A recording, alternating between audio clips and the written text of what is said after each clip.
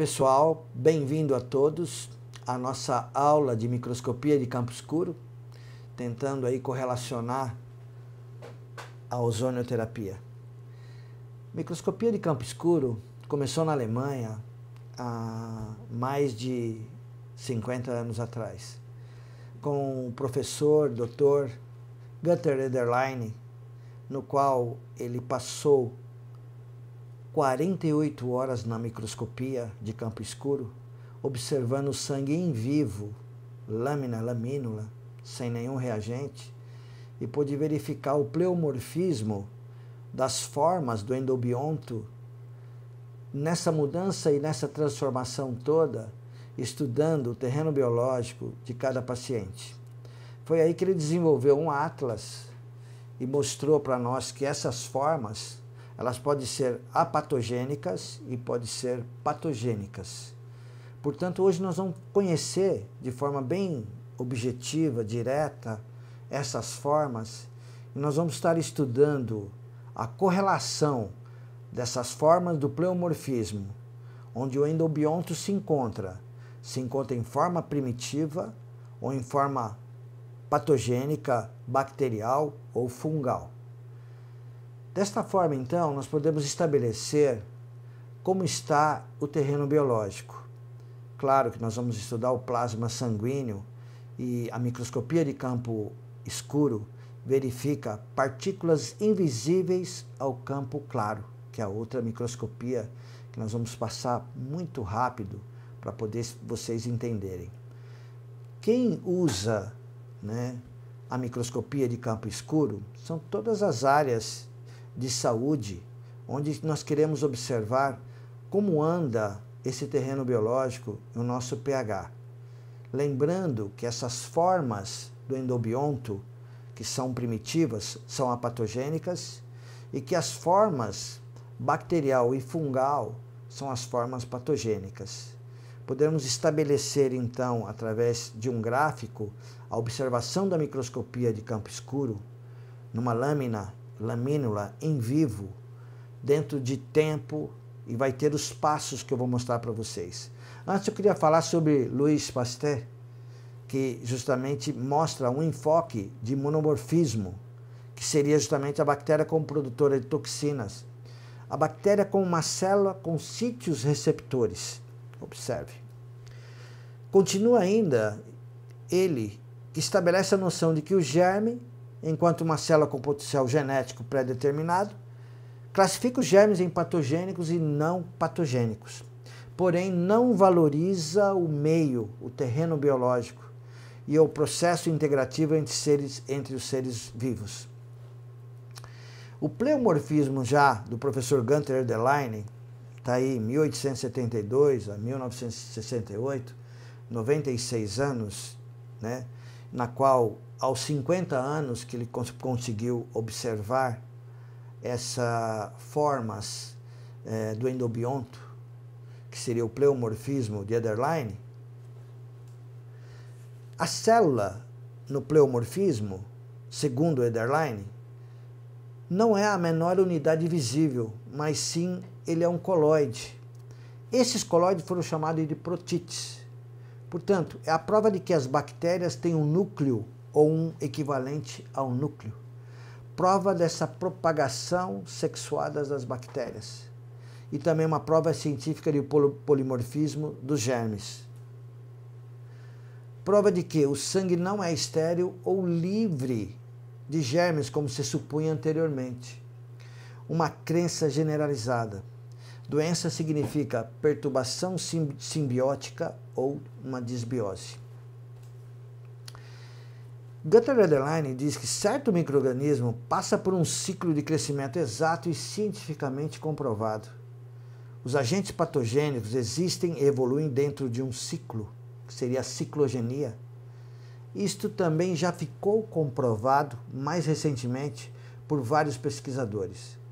A sua forma mais elevada de evolução é frequentemente um fungo, mas também pode ser uma bactéria.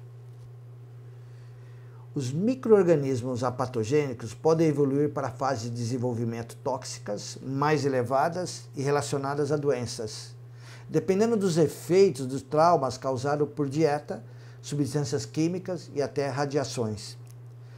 Cada transição por um estágio ciclogênico único de desenvolvimento evolui em saltos e recebe o nome de cicloide. O pleomorfismo de Ederlein também mostra que os micróbios patogênicos podem ser revertidos para seu estágio de desenvolvimento mais baixo e primitivo, e então são excretados pelo organismo. Nós vamos estar observando isto na microscopia de campo escuro. Só para lembrar vocês que a microscopia de campo escuro, ela verifica partículas invisíveis à microscopia de campo claro.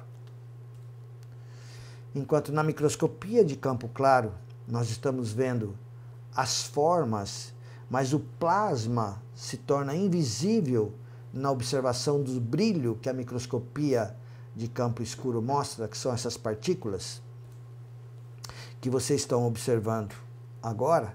Esses pontos que nós podemos observar são pontos no qual são os protíteis, os simprotíteis e o macrosimprotíteis, que eu vou mostrar no Atlas para vocês mais lá na frente, que são formas, esses pontos são formas que estão integradas ao plasma de forma apatogênica. Nós temos também que dividir entre o que os microendobiontos, que são os protíteis, simprotíteis, justamente das partículas que são os quilomicrons. Os quilomicrons são partículas de gordura que estão misturadas e que eles têm uma forma igual ao simprotite, porém eles não vão até a membrana das células. Eles não são atraídos porque o movimento dos quilomicrons é um movimento browniano. O movimento browniano é aquele que faz em zigue-zague. Esses não participam do pleomorfismo de Ederlein. Então, a microscopia de campo escuro é a luz que é transmitida e passa ao redor do condensador. Essas partículas elas se encontram iluminadas e trabalham como sistema de brilhos, como nós vamos estar mostrando. Observe um sangue normal, as formas das hemácias são normais e nós podemos observar que dentro dessas hemácias nós podemos verificar se existe essas formas de endobiontos na sua forma patogênica. No plasma nós podemos observar então esses pontos que são esses endobiontos da forma primitiva apatogênica. Microscopia de campo escuro, ela tem que ter uma luz potente de pelo menos de 40 a 100 watts, um condensador de imersão em óleo de campo escuro.